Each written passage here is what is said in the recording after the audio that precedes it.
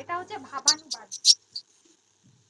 যেভাবে রয়েছে সেইভাবে আমি পরপর এরকম বসিয়ে দিলাম, সেই বঙ্গানুবাদ করলে কিন্তু ভালো নম্বর পাবে না। একটা জিনিস মাথায় রেখো, যারা ক্লার্কশিপে আছো, আগের বার কাট অফ মার্কস উঠেছিল 141, 200 এর মধ্যে। ঠিক আছে, তাহলে বুঝতেই পারছো কতটা বেটার লিখতে হবে। প্রায় 70% মার্কস মানে পেতে হবে। ঠিক আছে, তিনটা করে টপিক আছে, একটা ভাবার্থ, একটা হচ্ছে বঙ্গানুবাদ, আর একটা হচ্ছে বাংলার ক্ষেত্রেও যা ইংরাজির ক্ষেত্রেও তাই, একটা ভাবার্থ, একটা হচ্ছে বঙ্গানুবাদ, আর একটা হচ্ছে প্রতিবেদন।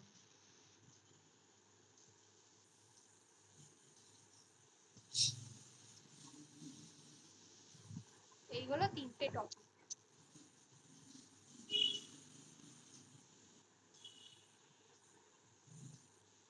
তো সেখানে যেটা হচ্ছে যে জায়গাটা সবথেকে স্কোরিং জায়গা সেটা হচ্ছে বঙ্গানুবাদ। বঙ্গানুবাদের জায়গাটা স্কোরিং এবং প্রতিবেদনের জায়গাটাও স্কোরিং, যদি তার কাছে তথ্য থাকে। আমার মনে হয় না যে এর বাইরে সেরকম ভাবে কঠিন কিছু আসবে, সেরকম ভাবে কঠিন কিছু আসবে বলে। সেটাই ম্যাম, কারণ ইংলিশে তো লিখি বাট কনফিডেন্সটা একটু কম হচ্ছে যে কোথাও গ্রামারিটিক্যাল ভুল হচ্ছে কি না, টেন্সের কিছু। কিন্তু সের জন্যই ভাবা যে বাংলাটাকে দেখি যতটা ভালো করা যায়, মানে যতটা ভালো মার্কস যদি ইংরাজিতেই বা এত সমস্যা হচ্ছে বাংলা কেন? থেকে তোলা যায় আর কি। বলছি ইংরাজিতেই বা এত সমস্যা হচ্ছে কেন? আমি বুঝছি না, আমার সমস্যা হচ্ছে বিশেষ করে, হ্যাঁ প্রেসার মানে প্রেসি করতে গেলে আমার ভীষণ সমস্যা হচ্ছে, মানে আমার রিপিট হয়ে যাচ্ছে, এটাই একটা সমস্যা। বাংলায় যেভাবে শেখাচ্ছি ইংরাজিতেও সেম পদ্ধতি অবলম্বন করো।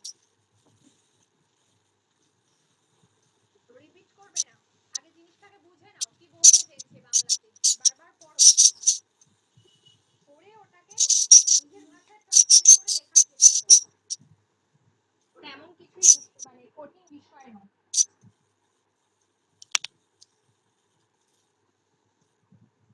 আচ্ছা ম্যাম, ঠিক আছে। ম্যাম, হ্যাঁ বল। সোশ্যাল ইস্যু এইগুলো, এগুলো গুরুত্বপূর্ণ। ঠিক আছে, সাইবার ক্রাইম যেটা বলেছি, ডিজিটাল অ্যারেস্ট তো মোস্ট ভিভিআই এই মুহূর্তে এত বেশি হচ্ছে।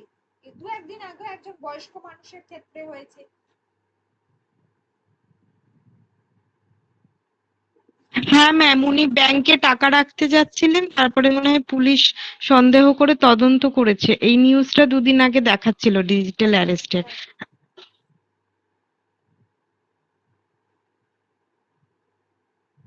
এটা ইভিন এটা এটা তো বৃদ্ধ মানুষ, একজন অফিসার, প্রশাসনিক অফিসারের ক্ষেত্রেও হয়েছে, সেন্ট্রাল গভর্নমেন্টের বিশাল অঙ্কের, ভিজিল্যান্সের না স্ট্যাটিস্টিক্যালে ছিল, যাই হোক এরকম বিশাল অঙ্কের এরকম।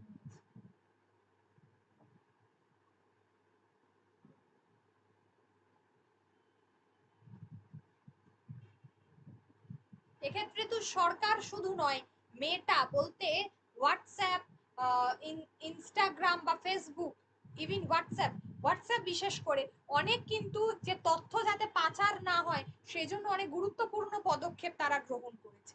ঠিক আছে, গুরুত্বপূর্ণ পদক্ষেপ তারা গ্রহণ করেছে।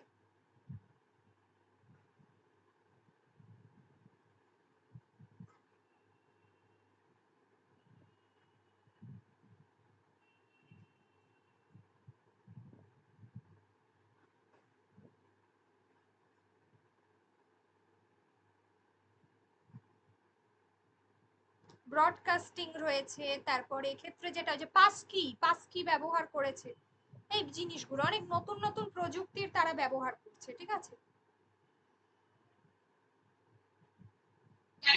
ম্যাম, বলো। বলছি বঙ্গানুবাদ আর ভাবার্থের ক্ষেত্রে মানে আপনারা প্র্যাকটিস করলে কি পাওয়া যাবে কমন? বঙ্গানুবাদ আর ভাবার্থ কোনোদিন কারোর কমন হয় না, এটা কোথা থেকে দেবে কেউ জানে না। এক্ষেত্রে কিছু নতুন মানে কিছু যে বিষয়টা প্র্যাকটিস করে যেতে হবে, আর এমনই ভাবে একই ছাঁচে সবগুলোকে ফেলতে হবে। কমন হয়ে গেলে সে তো কপাল ভালো, এটা হচ্ছে বিষয়।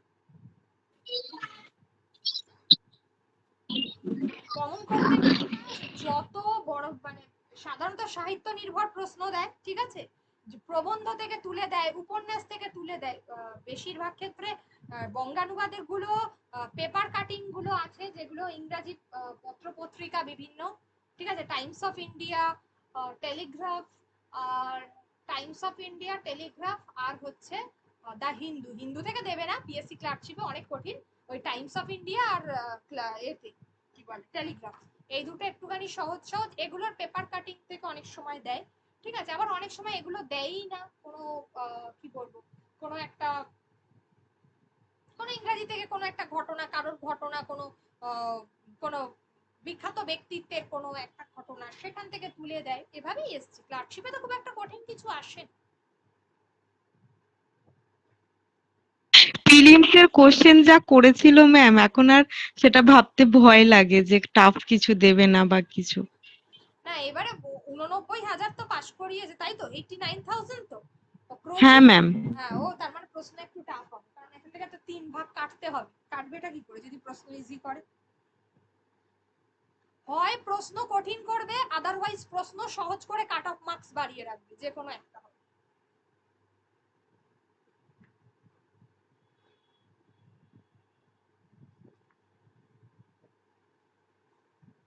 কিন্তু বরাবরই তো পিএসসি 10 গুণই ডাকে। আগের বারও তো তাই হয়েছে, মানে যতদূর আমি জানি তো পিএসসি 10 গুণই পাস করায় মেন্সের জন্য। হ্যাঁ সেটা ঠিক আছে, সেটা নিয়ে তো কোনো অসুবিধা নেই।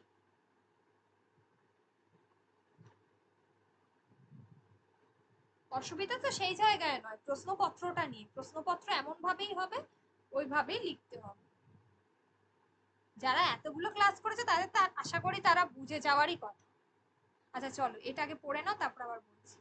বলছে যে so long we have tired to learn only one language in the main English besides the mother language। ঠিক আছে, মাদার ল্যাঙ্গুয়েজ মানে আমাদের মাতৃভাষা, তাই তো? মাতৃভাষার পাশাপাশি আমরা আরো একটা প্রধান ভাষা পড়ি, যেটা হচ্ছে আমাদের ইংরাজি ভাষা। মাতৃভাষা হচ্ছে mother language. so long we have tried to learn, অনেক দিন ধরেই আমরা মাতৃভাষা ছাড়াও আমরা আরেকটি অন্যতম প্রধান ভাষা ইংরাজি শেখার চেষ্টা করেছি। এখানে এই যে ভার্ব গুলো রয়েছে এগুলো একটু মানে সব সময় বোঝার চেষ্টা করতে হবে। যদি কখনো ইজ মানে প্রেজেন্ট কন্টিনিউয়াস হয় তাহলে করিতেছি, করিতেছো, এইগুলো তো হয় মানে করছি, মানে কাজটা এখন করছি, এই মুহূর্তে করছি কাজটা। তা আমরা তো আমাদের তো আর করিতেছি আমরা লিখতে পারবো না, তার কারণ হচ্ছে এটা হচ্ছে সাধু ভাষার চলিত ভাষার একটা ব্যাপার রয়েছে। সবার আগে বলবো যে সাধু ভাষা এবং চলিত ভাষা খেয়াল রাখবে দুটো যেন মিক্সড কোনো মতেই না হয়, তাহলে কিন্তু কেটে দেবে গুরুচণ্ডালির দোষে। বানান ভুল যেন না হয়, এগুলো একদম প্রথম আহ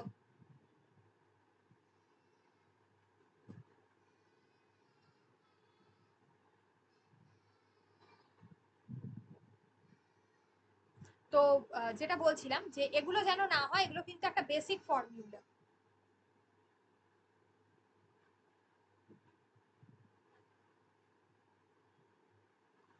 তাহলে বলছে যে so long we have tried, আমরা করেছি, কি চেষ্টা করেছি না, এতদিন ধরে আমাদের মাতৃভাষা ছাড়াও। এই যে এখানে দেখো বলছে so long we have tried, আমরা যদি এইভাবে শুরু করি যে দীর্ঘদিন ধরে আমরা চেষ্টা করেছি শিখতে only one language in the main, only one language, অন্যতম একটি প্রধান ভাষা ইংরাজি, বিসাইড দ্য মাদার টাং, অর্থাৎ কিনা আমাদের মাতৃভাষার পাশাপাশি, তাহলে কি আমাদের হবে? হবে না তো। আমাদেরকে কিন্তু আগে সেন্টেন্সটা পড়ে নিতে হবে, অর্থাৎ কিনা মাতৃভাষার পাশাপাশি, অর্থাৎ এই মাদার টাং কথাটা প্রথমে চলে আসবে। মাতৃভাষার ছাড়াও আমরা এতদিন ধরে আরেকটি অন্যতম প্রধান ভাষা ইংরাজি শেখার চেষ্টা করেছি, এই জায়গাগুলো বলছি, ঠিক করতে হবে। This has threefold objects: earning our bread, intercourse with foreigners, and acquisition of knowledge.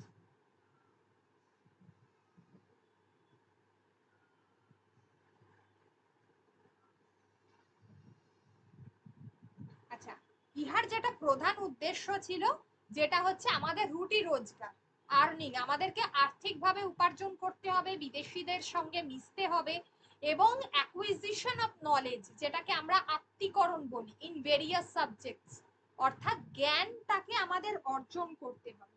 আত্মীকরণ মানে এখানে অর্জন করা, এই অ্যাকুইজিশন শব্দের অর্থ হচ্ছে অর্জন করা।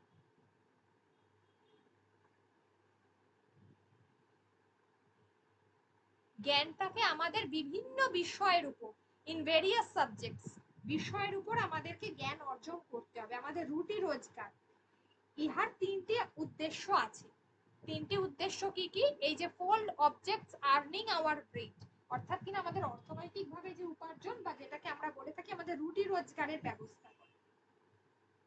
এরপরে বলছে when Hindi will become the official language of the country, আমাদের দেশে হিন্দি যখন প্রধানত অফিসিয়াল ল্যাঙ্গুয়েজ, এ কথাটা বলা যায় না হিন্দিকে, ঠিক আছে, তবু এখানে যেহেতু বলা হয়েছে তাই করতে হবে, দেশের যখন সরকারি ভাষা হয়ে উঠবে, will become, যখন হয়ে উঠবে, it will not be possible for us to earn our living with knowledge of English only, তখন শুধুমাত্রই ইংরাজিতে, তখন শুধুমাত্র ইংরাজির জ্ঞান দিয়ে আমাদের জীবিকা নির্বাহ করা সম্ভব হবে না। when হিন্দি will become, যখন হিন্দি হয়ে উঠবে, এখনো পর্যন্ত হয়নি, যদি হয়ে ওঠে তাহলে অফিসিয়াল ল্যাঙ্গুয়েজ, অর্থাৎ কিনা সরকারি ভাষা, আমাদের দেশের সরকারি ভাষা হয়ে ওঠে, তাহলে it will not be possible for us, আমাদেরকে আমাদের দ্বারা কিন্তু সম্ভব হবে না শুধুমাত্র ইংরাজিতেই জ্ঞান অর্জন করা, ইংরাজির মাধ্যমে শুধু জ্ঞান অর্জন করা আমাদের পক্ষে, বা জীবিকা নির্বাহ করা, জ্ঞান অর্জন করে জীবিকা নির্বাহ করা আমাদের পক্ষে সম্ভব হবে না, যেহেতু আর্ন আওয়ার লিভিং কথাটা লেখা আছে, অর্থাৎ কিনা এই জায়গাটা হচ্ছে জীবিকা নির্বাহ।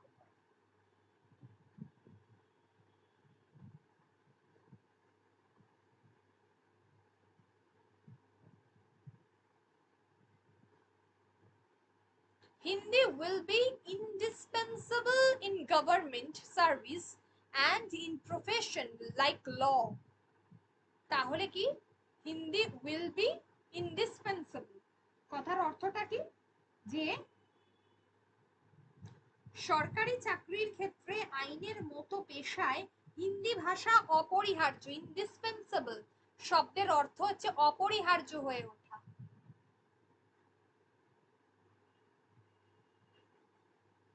নেসেসিটি যেটাকে আমরা বলি, গভর্নমেন্ট সার্ভিস, সরকারি চাকরির ক্ষেত্রে, এবং আইনের মতো পেশার ক্ষেত্রে, লাইক ল, আইনের মতো পেশার ক্ষেত্রে হিন্দি ভাষা অপরিহার্য হয়ে উঠবে, অপরিহার্য।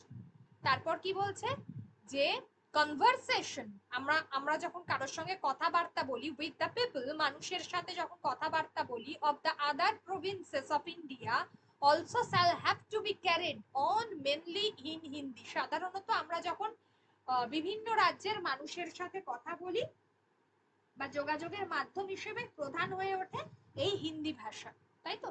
But English must have to be learned by those who would go in for higher education or like to keep in touch with all the countries of the world, পৃথিবীর বিভিন্ন দেশের সাথে আমাদেরকে যোগাযোগ রাখতে গেলে এবং উচ্চ শিক্ষার ক্ষেত্রে ইংরেজি ভাষা কিন্তু খুবই গুরুত্বপূর্ণ। তাহলে বিশ্বের বিভিন্ন অন্যান্য দেশগুলির সঙ্গে যোগাযোগ যখন আমরা রাখতে চাই এবং যখন আমরা উচ্চ শিক্ষায় অংশগ্রহণ করি, তখন কিন্তু সেই ক্ষেত্রে আমাদের ইংরাজি শিখতেই হবে, ইংরাজি শিখতেই হবে। নো ডাউট, এই বিষয়ে কোনো সন্দেহ নেই, ইন ফিউচার, ভবিষ্যতে, also many will be able to earn their living without learning Hindi, and just as many do it now by agriculture, industry, trade, and physical labor without learning English. তাহলে এক্ষেত্রে কি বলছে, বলছে যে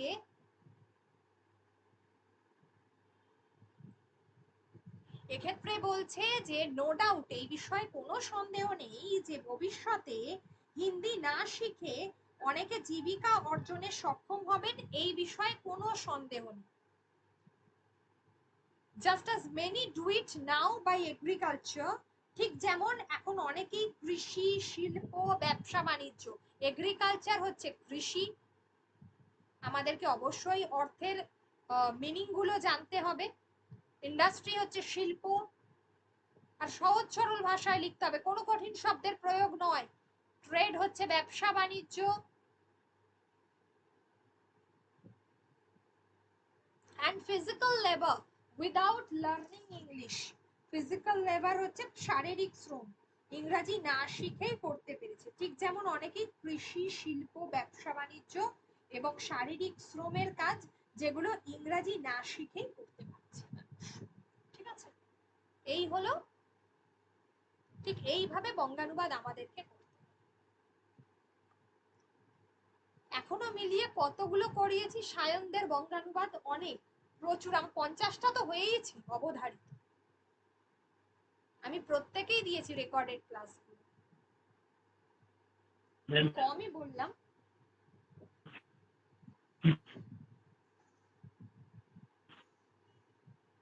আচ্ছা, যদি কারোর কোনো জায়গায় অসুবিধা হয় বল, এই বঙ্গানুবাদটার ক্ষেত্রে যদি কারোর কোনো জায়গায় অসুবিধা হয় বল।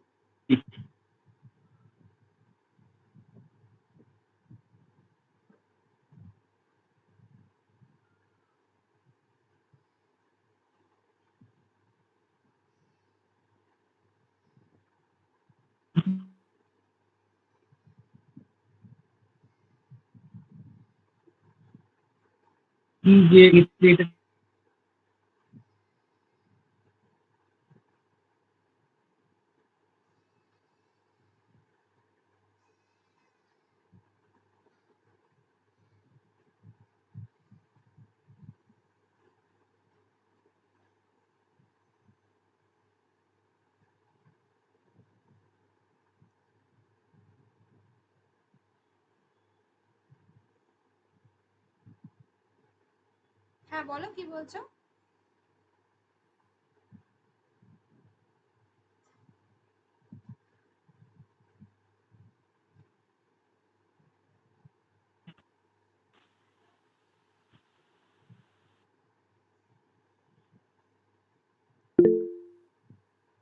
সেকেন্ড লাইনটা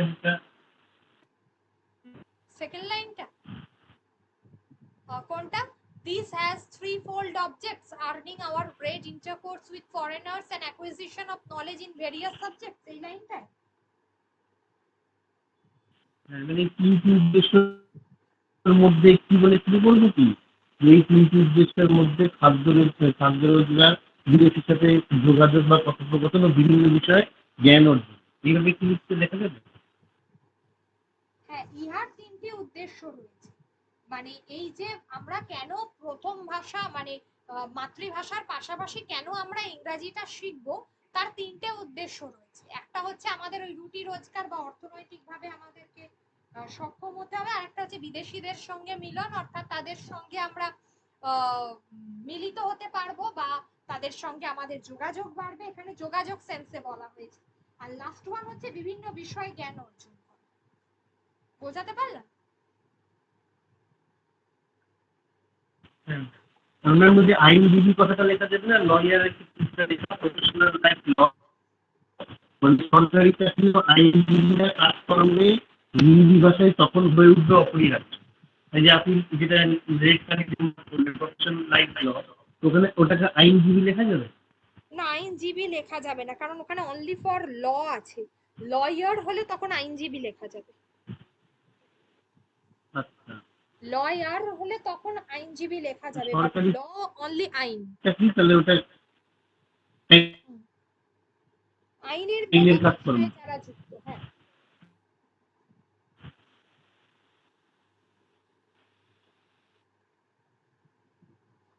কারণ আইনের মতো পেশায় তো শুধুমাত্র লয়াররা যুক্ত থাকে না, প্রফেশনাল যারা ল যুক্ত থাকে অন্যান্যরাও হলে যুক্ত। আইনের কাজকর্ম।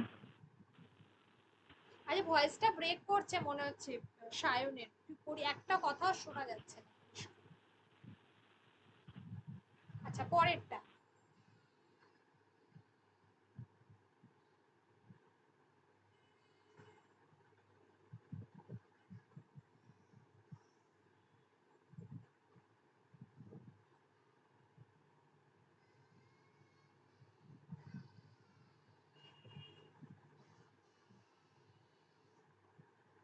The living a neighborhood in which we had enjoyed so many hours of tranquility was not without a tear.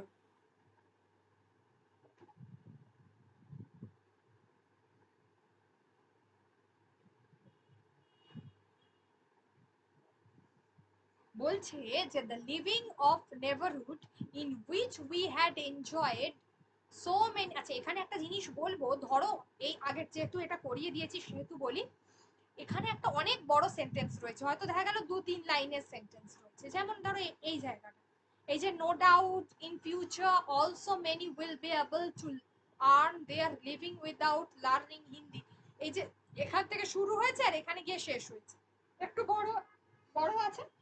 এই ধরনের বড় সেন্টেন্স গুলোর ক্ষেত্রে সেগুলোকে ভেঙে লিখতে পারবে এবং ভেঙেই লিখবে, একসাথে করার বিন্দুমাত্র চেষ্টা করবে না। তাতে এই একটা বড় সেন্টেন্সকে যদি 3টে সেন্টেন্স করতে হয় 3টে সেন্টেন্সই করবে, মাঝখানে কমা এবং দাড়ি প্রয়োগ করে লিখবে, কিন্তু কোনো মতেই একসাথে লিখবে, ঠিক আছে, এটা বলে দিই।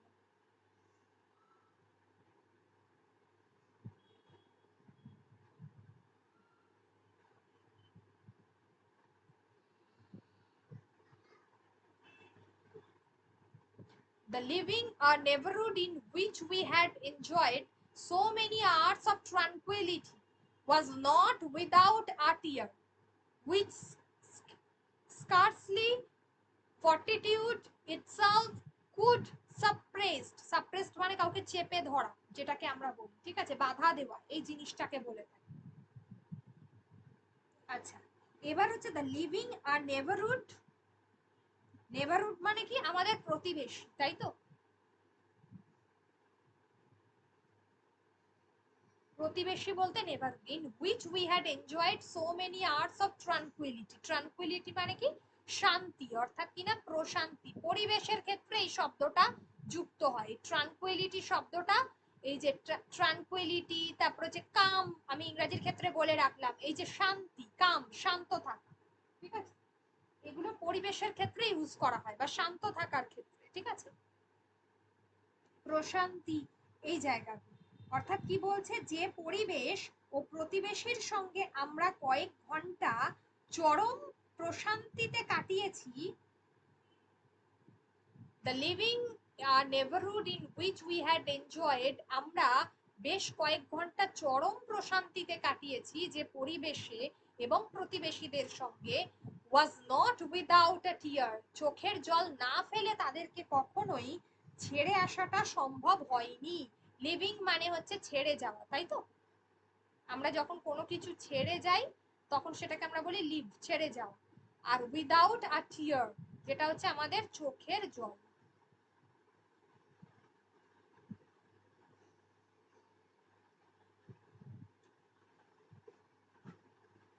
আচ্ছা, এবার হচ্ছে টিয়ার, which scarcely fortitude itself could suppressed, এবার কি বলছে, যেটা কিনা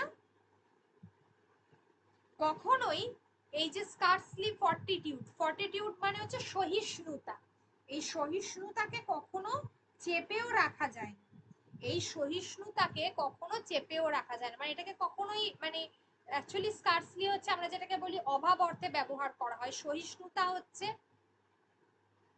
ফর্টিটিউড মানে হচ্ছে সহিষ্ণুতা, কখনো চেপেও রাখা যায় না, এক্ষুনি বলছিলাম না যে সাপ্রেসড, কাউকে দম বন্ধ করা, এই যে পরিস্থিতি, এটাকে চেপেও রাখা যায়।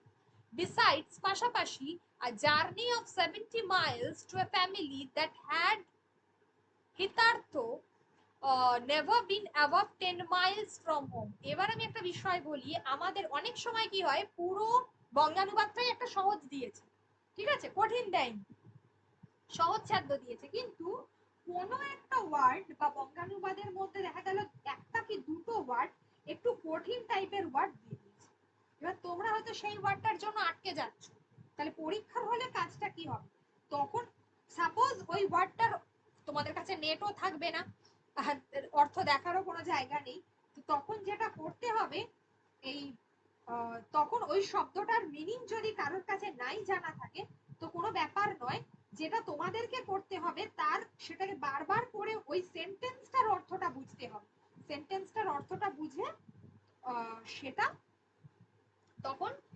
সেটাকে তার একটা কাছাকাছি কোনো একটা শব্দের অর্থ সেটাকে প্রয়োগ করে আসতে হবে। তাহলে besides a journey of 70 Miles, এই যে 70 মাইলের যে যাত্রাপথ, সেখানে টু এ ফ্যামিলি, যেখানে একটা মানে পরিবারের সঙ্গে কি হচ্ছে, যে পরিবার এই যে ঘর ছেড়ে যে 70 মাইলের এই যাত্রা আর কি, ঠিক আছে, that had hitherto never been above 10 miles from home, filled us with apprehensions, and the cities, sorry, and the cries of the poor who followed us for some miles and contributed to increase it. দেখো কত বড় সেন্টেন্সটা রয়েছে। তাহলে সেন্টেন্সটার অর্থ কি কেউ বুঝতে পেরেছো এখনো পর্যন্ত? একটু চেষ্টা করো তো পার্টিকুলার এই সেন্টেন্সটা কি বলতে চেয়েছে এখান থেকে আপ টু হচ্ছে এই পর্যন্ত কি বলতে চেয়েছে?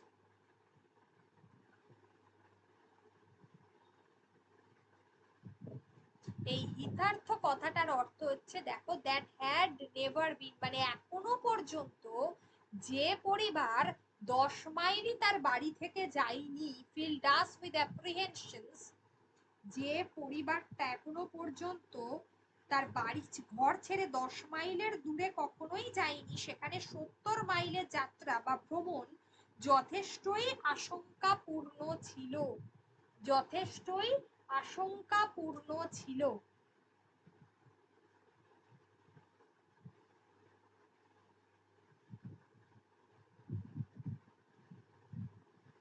এখানে অ্যাপ্রিহেনশন, অ্যাপ্রিহেনশন কথাটার অর্থ কি? উদ্বেগ, আশঙ্কা, ঠিক আছে? এই যে অ্যাপ্রিহেনশন, এই শব্দটা আশঙ্কাপূর্ণ ছিল, উদ্বেগপূর্ণ ছিল, যেটা খুশি লিখতে পারো।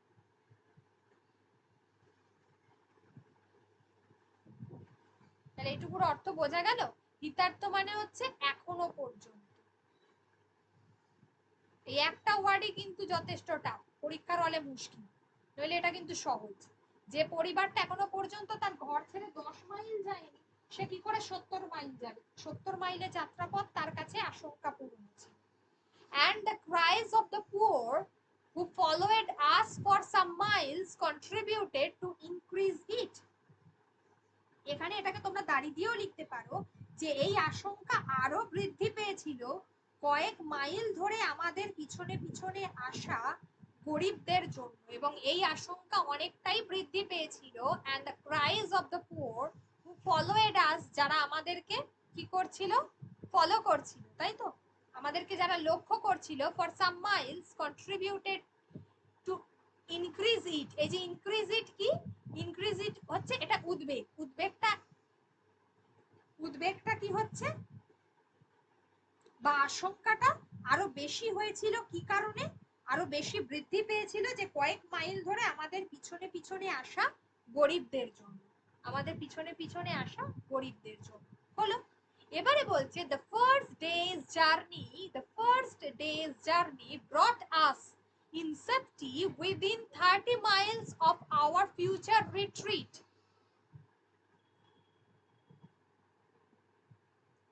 আচ্ছা, হ্যাঁ, যেটা বলছিলাম যে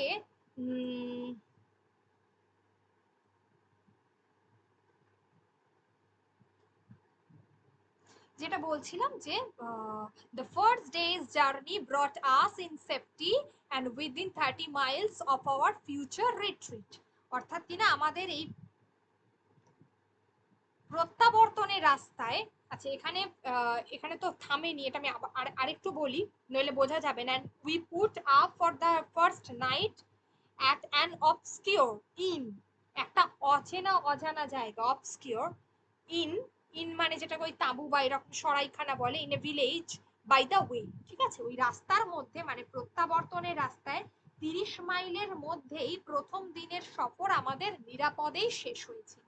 30 মাইলের সফর, ফার্স্ট ডেজ, প্রথম দিনের 30 মাইলের সফর আমাদের নিরাপদেই শেষ হয়েছিল। and we put up for the first night at an obscure inn, এবং আমরা কি হয়েছিল না, প্রথম রাতটা আমরা একটা অখ্যাত, মানে যেটার কোনো নাম নেই সেটাকে অখ্যাত বলা হয়, অবস্কিওর যেগুলোকে আমরা বলে থাকি,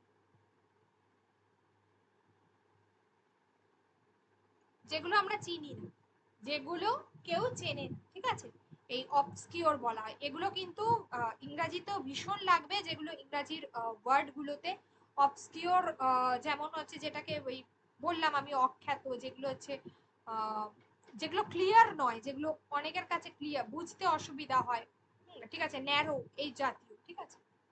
তো ইন মানে হচ্ছে সরাইখানা, inn a village by the way, রাস্তার মধ্যে। and when we were shown a room I desired the landlord in my usual way and to let us have his company. এবার when we are shown a room, এই জায়গাটা যখন আমাদের একটা ঘর দেখানো হলো, যেখানে আমাদের ঘর দেখানো হলো, আমি মালিককে আমার সঙ্গে কিছুটা সময় কাটাতে বললাম।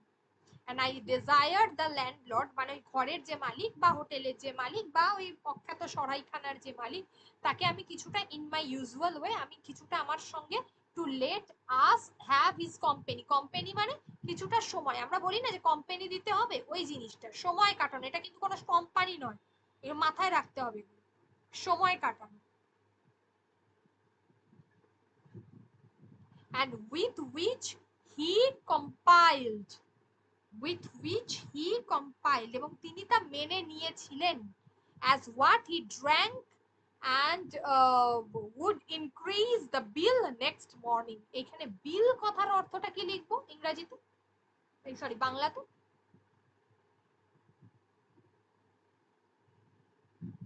রশিদ। এই বিলের বাংলা হচ্ছে রশিদ। বিল লিখলেও ভুল হবে না, আমি আগেই বলছি, বিল লিখলেও ভুল হবে না, কারণ এটা একটা ইংরেজি শব্দ থেকেই এসেছে বাংলায়, তো বিল লিখলেও ভুল হবে না, তবে ভালো একটু হলে এই রশিদ শব্দটা ব্যবহার করা যেতে পারে। তো যাই হোক, এই আশঙ্কা আরো বৃদ্ধি পেয়েছিল কয়েক মাইল ধরে আমাদের, এই সরি পরের দিন, ওই রাত্রে তিনি যা পান করেছিলেন, and with which and what he drank, সেই রাত্রে তিনি যা পান করেছিলেন, and would increase the bill next morning, তা আমাদের পরের দিনের সকালে আমাদের রসিদ নিশ্চিতভাবে বৃদ্ধি করেছিল, বা বিল আমাদের নিশ্চিতভাবে বৃদ্ধি করেছিল, মানে ওই লোকটা নিজে যা পান করেছিল সেই বিলটাকে যারা ওই ছিল ব্যক্তিরা তাদের সঙ্গে অ্যাড করে দিয়েছে।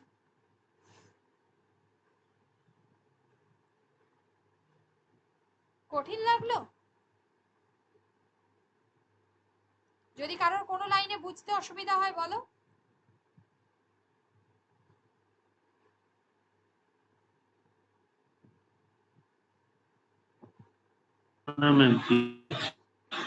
সকলের ক্ষেত্রে দেখো আমি বারবার বলছি, কিন্তু যদি কারোর কোনো লাইনে কোনো ওয়ার্ডে অসুবিধা হয় প্রত্যেকে বলো। প্রীতম, সৌরভ, যারা পিএসসি দেবে স্পেশালি, ওদের ক্ষেত্রে বেশি গুরুত্বপূর্ণ, বাদবাকিরাও বলো। পায়েল, বরুণ, রৌনক, রৌনক নেই। ম্যাম বিসাইড দিয়ে যে লাইনটা আছে ওই লাইনটা আরেকবার বলুন, ওই পুরো লাইনটা বলো বড়টা যেটা বিসাইডস থেকে, besides, আচ্ছা, besides আর the ওই journey of 70 miles to a family that had hitherto, hitherto শব্দটার অর্থ হচ্ছে এখনো পর্যন্ত, ঠিক আছে, never been above 10 miles from home, যে পরিবারটা এখনো পর্যন্ত, এই যে নেভার বিন মানে কখনো নয়, এখনো পর্যন্ত কখনোই তার ঘর থেকে 10 মাইল পর্যন্ত রাস্তা যায়নি, তাদের পক্ষে ওই 70 মাইলের যাত্রা মানে ভ্রমণ বা যাত্রা, যেটাই লিখতে পারো, জার্নি শব্দের অর্থ, সেটা ছিল আশঙ্কাপূর্ণ বা উদ্বেগপূর্ণ। অ্যাপ্রিহেনশন শব্দের অর্থ ছিল মানে সেটা ফিল্ডাস মানে পরিপূর্ণ ছিল, তাই তো, ভরা ছিল, ভর্তি ছিল। ফিল্ড মানে আমরা বলি না ফিল ইন দ্য ব্ল্যাঙ্কস, মানে ওই গ্যাপটাকে ভর্তি করো। তাহলে তাদের ওই যাত্রাপথটা কি ছিল, অনেকটাই বেশি, আমরা তো বলতে পারবো না যে ভর্তি করো, তো তাদের ওই যাত্রাপথটা ছিল আশঙ্কাপূর্ণ বা উদ্বেগপূর্ণ।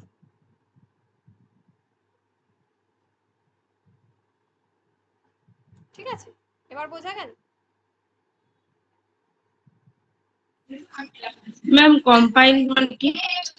কম্পাইলড মানে হচ্ছে যে কোনো কিছুকে আমরা বলি না যে বইয়ের ক্ষেত্রে যে কম্পাইলড করা, তো এখানে হবে, এখানকার ক্ষেত্রে যে অর্থটা হবে সেটা হচ্ছে, দাঁড়াও এখানে কি উইথ হুইচ, হ্যাঁ সে এগ্রি করলো, সে রাজি হয়ে গেল। কম্পাইলড, এটা তো অ্যাকচুয়ালি কম্পাইলড নয়, কমপ্লাইড। কম্পাইলড হচ্ছে ওটা বইয়ের ক্ষেত্রে হয়, ঠিক আছে। এটা মানে কোনো কিছুতে সে রাজি হওয়া, এগ্রি করা।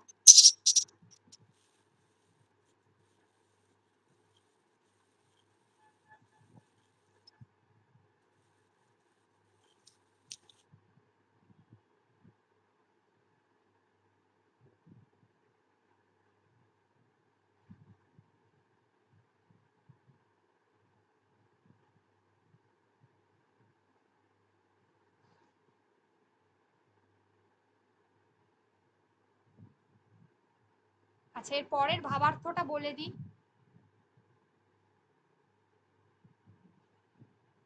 সাইবার আক্রমণটা আমি একটা বলেছি এখানে, কিন্তু সাইবার আক্রমণটা আমি, তোমরা লিখলে তারপর আমি আলোচনা করবো, কারণ এটা বিভিন্ন অ্যাঙ্গেলে আলোচনা করতে হবে। একটা একটা করে টপিক আলোচনা করবো, 5টা দিয়েছি, আমি তোমাদের গ্রুপেও লিখে দেবো 5টা টপিক। দেখো বলছে ভাবার্থ কিভাবে করতে হয়। বলছে যে মানুষ পারিপার্শ্বিক অবস্থার অধীন হতে বাধ্য নয়, সে স্থান ত্যাগ করতেও পারে, পারিপার্শ্বিক অবস্থার বদল করেও নিতে পারে। মানুষ পারিপার্শ্বিক অবস্থার অধীন হতে বাধ্য নয়, মানে মানুষ তার চারপাশে যা কিছু চলছে সবসময় যে তার দ্বারা বাধ্য হয়ে সেটা সে কিছু করবে, এটা কিন্তু সে কখনোই সেটা বাধ্য নয়। সে স্থান ত্যাগও করতে পারে, পারিপার্শ্বিক অবস্থার বদল করেও নিতে পারে, ঠিক আছে। সে সেই জায়গাটা নাও মেনে নিতে পারে, তার জন্য সে সেই জায়গা ছেড়ে দিয়ে চলে যেতে পারে, আবার সেটার বদলও সে করে নিতে পারে। সেটার সে বলছে যে না, এটা আমি করব না, তাহলে তার সে বদলও করে নিতে পারে। এবার কি হচ্ছে যে একালের ভাষায় যাকে আমরা বেষ্টনী বলি, বেষ্টনী মানে কি, আমাদের চারপাশের একটা গণ্ডি, তাই তো। এই বেষ্টনী শব্দের নিচে দাগ দিয়ে রাখো, দাগ দিয়ে যেটা হচ্ছে এটাকে বলবো আমরা গণ্ডি, ঠিক আছে। লিখে রাখো, আমি তো নোটটা দিয়ে দিচ্ছি এক্ষুনি। গণ্ডি, গণ্ডি বলে মানুষের পক্ষে তা গণ্ডি নয়। একালের ভাষায় যাকে আমরা বেষ্টনী বলি অর্থাৎ কিনা গণ্ডি বলি, মানুষের পক্ষে সেটা কিন্তু গণ্ডি নয়। দেখো পাশেই দিয়েছে, মানুষের স্থিতি গতি তার স্বেচ্ছাধীন, মানুষ তার নিজের ইচ্ছায় চলবে, এটাই তার সুবিধা। তার অসুবিধা এই যে তাকে জীবন ধারণ করবার জন্য শরীর এবং মন দুইটিই খাটাতে হয়। একদম পশুদেরকে কি করতে হয়, এবার দেখো উদাহরণ দিয়েছে, যখনই দেখবো আমরা ভাবার্থতে কোনো উদাহরণ দিচ্ছে তখন কিন্তু সেটা আমরা লিখবো না। প্রথম যেটা উল্লেখযোগ্য বিষয়, যে ভাবার্থর ক্ষেত্রে যদি কোনো উদাহরণ দেওয়া থাকে সেটা কিন্তু কখনোই লিখবো না। পশুকেও শরীর খাটাতে হয়, মন খাটাতে হয় না। উদ্ভিদকে শরীর মন দুয়ের কোনোটাই খাটাতে হয় না। তাহলে পশুকে শরীর খাটাতে হয়, পশুরা শুধুমাত্র শরীর খাটায়, তারা মনটাকে খাটায় না, তাদের মন বলে কিছু হয় না, বুঝতে পারে না। আর উদ্ভিদকে কোনো কিছুই করতে হয় না, কিন্তু মানুষকে দুটোই করতে হয়। তাহলে আমাদের বিচার্য বিষয় হচ্ছে শরীর আর মন। তাহলে এইটুকু ভাবার্থ থেকে আমরা যেটা পেলাম সেটা হচ্ছে শরীর আর মনটাই হলো প্রধান। এবার বলছে যে উদ্ভিদের জীবন সব থেকে আরামের, এগুলো উদাহরণ দিয়েছে এই জায়গাটা থেকে। পশুর শরীরের আরাম না হোক, মনের আরাম আছে, মানুষের শরীরে দুয়েরই আরাম নেই। আমরা যদি মনের আরামের জন্য লালায়িত হই তাহলে আমরা পশুকে আদর্শ করে তুলব, আর যদি দেহ মন দুয়েরই আরামের জন্য লালায়িত হই তাহলে আমরা উদ্ভিদকে আদর্শ করে তুলব এবং সেই আদর্শ অনুসারে নিজের জীবন গঠন করতে চেষ্টা করব।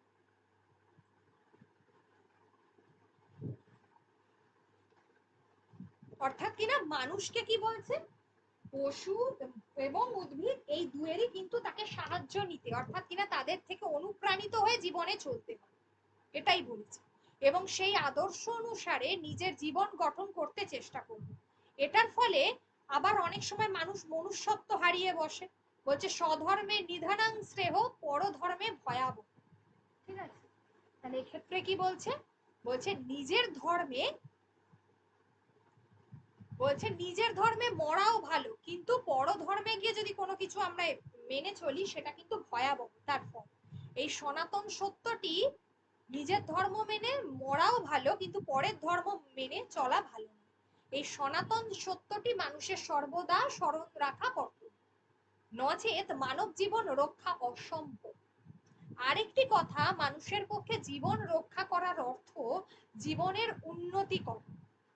মানুষের ভিতরে বাইরে গতিশক্তি আছে, যেটা মানুষের মতি মানে মানুষের মস্তিষ্কের দ্বারা চালিত হয়। মতি মিন্স হচ্ছে তার বুদ্ধি, মতি মিন্স হচ্ছে বুদ্ধি মস্তিষ্কর দ্বারা চালিত, মস্তিষ্কের দ্বারা চালিত। এই মতিগতির শুভ পরিণয়ের ফলেই যা জন্ম লাভ করে তারই নাম হচ্ছে উন্নতি।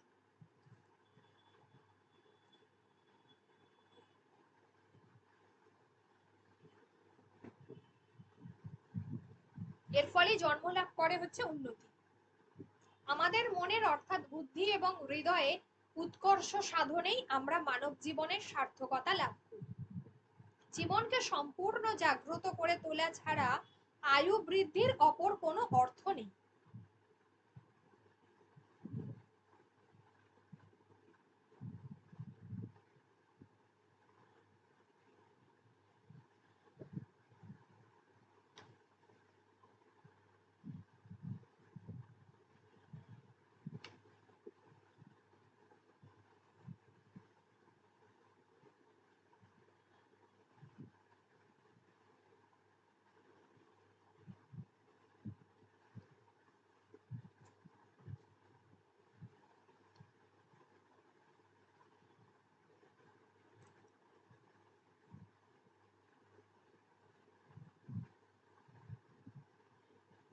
আমাদের মনের অর্থাৎ বুদ্ধি এবং হৃদয়ে উৎকর্ষ সাধনেই আমাদের মানব জীবনের সার্থকতা লাভ করি।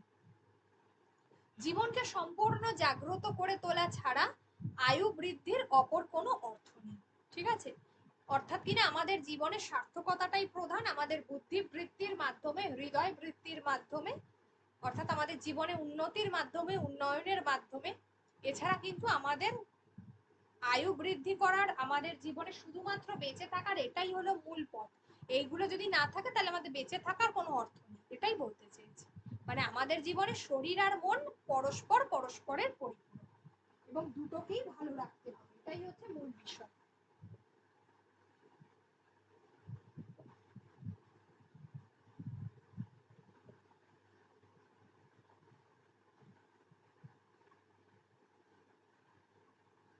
অন্যান্য জীবদের সঙ্গে মানুষের এখানেই পার্থক্য। আমরা কখনোই কিন্তু এই যে বললাম উদ্ভিদ আর প্রাণী, এদের তুলনাটা করব না।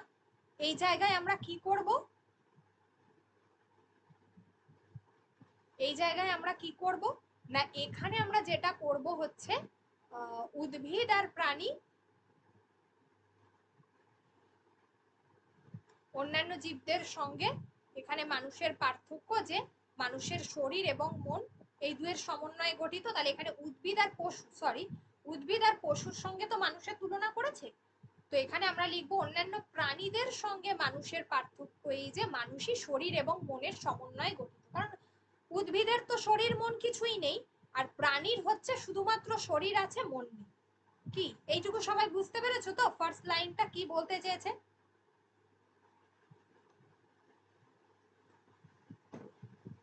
হ্যাঁ ম্যাম। এটাকে আরো ধরে ধরে করতে হবে এগুলো, ঠিক আছে? আমি দেখছি যতটা সম্ভব ক্লাস দিয়ে আরো একটু ধরে ধরে করানোর চেষ্টা করবো ভাবার্থগুলো, এবং তোমাদের নোটের গুলোও আমি করিয়ে দেওয়ার চেষ্টা করব, ঠিক আছে? অন্তত পিএসসি ক্লার্কশিপের জন্য। এই দুটোকে সুস্থ রেখেই মানুষকে জীবনে বিকাশের পথে এগিয়ে চলতে হবে। কেন বলছে না এই দুটোকে খাটাতে হবে, এটাই তো বলছে। মানে এটাকে যদি আমি সুস্থ না রাখি জীবনে, তাহলে মানে কোনো উন্নতি হবে না, অর্থাৎ জীবনে কোনো বিকাশ হবে না। এই দুটোকে যদি আমরা সুস্থভাবে না রাখতে পারি তাহলে জীবনে কোনো বিকাশ হবে না। প্রাণ মন বুদ্ধির বিকাশ এই পরম সার্থকতা, অর্থাৎ প্রাণ মন বুদ্ধির বিকাশই হচ্ছে মানুষের জীবনে সব থেকে বেশি। এগুলোর মাধ্যমেই মানুষ তার জীবনে সার্থক হতে পারে। প্রকৃত বিকাশ ঘটলেই মানুষ সম্পূর্ণভাবে জীবনকে এই যে উপভোগ করতে পারবে। এই যে জীবনকে সম্পূর্ণভাবে জাগ্রত করে তোলা, আয়ু বৃদ্ধি করা, এগুলো মানে কি আমরা জীবনটাকে উপভোগ করাই হচ্ছে আমাদের মূল উদ্দেশ্য, তাই তো? মূল উদ্দেশ্য হচ্ছে জীবনটাকে উপভোগ করা।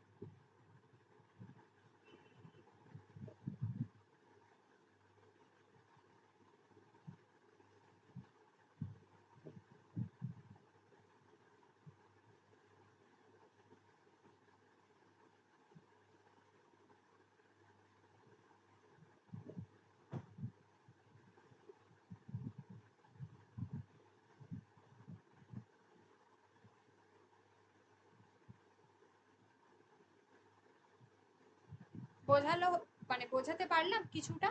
আচ্ছা, আরেকবার একটু তবু বলি এখান থেকে যেটা আমাদের করতে হবে। আমি আগেই বলেছি শরীর আর মন তো এখানে মূল বিষয়, যেহেতু মূল বিষয়টাকে আগে আইডেন্টিফাই করতে হবে, তাহলে ভাবার্থর ক্ষেত্রে একটা প্যাসেজ বারবার পড়তে হবে, কতগুলো ওয়ার্ডে আছে আগে জানতে হবে, ঠিক আছে? এই ভাবার্থটা কতগুলো ওয়ার্ডে আছে আগে জানতে হবে, তার 1/3 করতে হবে, ঠিক আছে? সেই ভাবার্থটার 1/3 করতে হবে।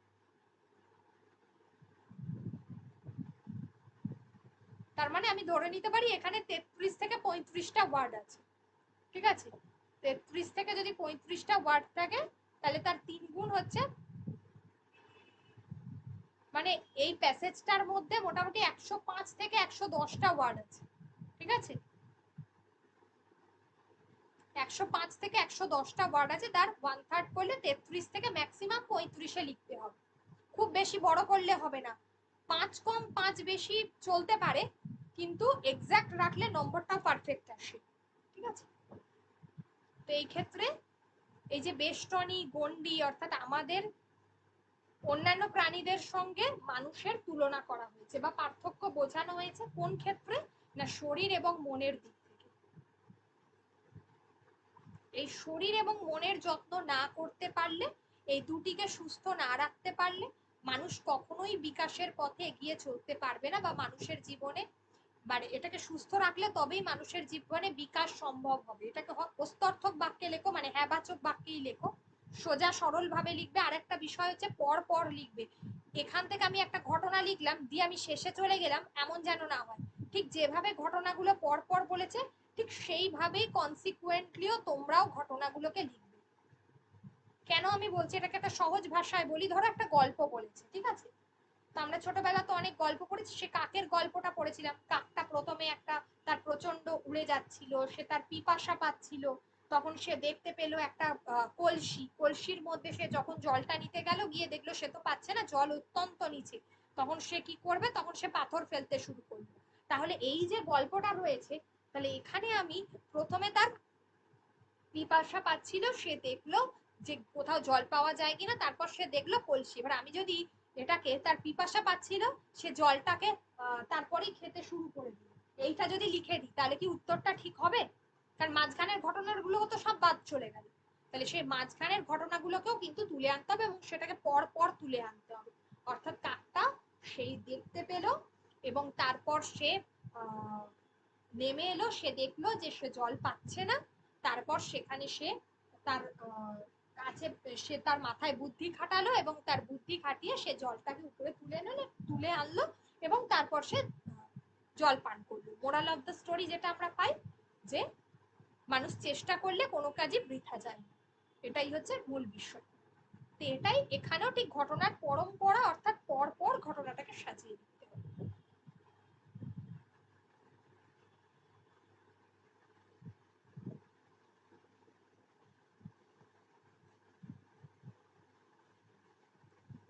এই যে এখানে এত কিছু লিখেছে, স্বধর্মে নিধানাং শ্রেয়, পরধর্ম ভয়াবহ, এত কিছু দেওয়ারই দরকার, ঠিক আছে?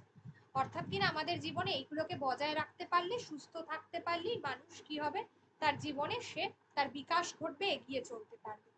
এই কারণেই মানব জীবনের এখানেই সার্থকতা, এবং মনের প্রকৃত বিকাশ ঘটলে, মনই হচ্ছে আসল, সে জীবনে সম্পূর্ণভাবে জীবনটাকে উপভোগ করতে পারে, অর্থাৎ তার জীবনে বেঁচে থাকাটা সার্থক হবে দীর্ঘদিন। এই যে আয়ু বাড়ানো যেটাকে বলেছে, বৃদ্ধির কোনো অর্থ থাকবে না, অর্থাৎ কিনা তার দীর্ঘায়ুর, তার জীবনে দীর্ঘায়ুতে সে সার্থক উপভোগ করতে পারবে, বা জীবনে সার্থক হবে, জীবনটা সার্থক হবে। দীর্ঘায়ু জীবনের সার্থকতা না।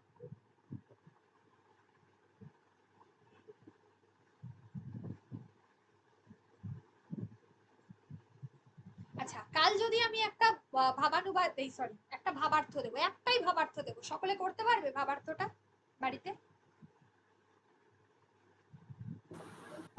হ্যাঁ ম্যাম, চেষ্টা করবো। ঠিক আছে, আমি কালকে তো আমি 7:30টায় পড়াবো, আমি আজকে রাত্রেই একটা ভাবার্থ দিচ্ছি, প্রত্যেকে ট্রাই করো, একটাই ভাবার্থ দেবো, প্রত্যেকে ট্রাই করো, তারপর আমি বলছি।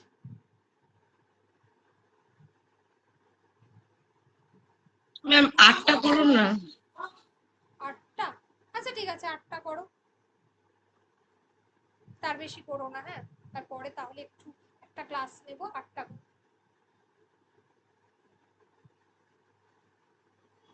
আচ্ছা ম্যাম।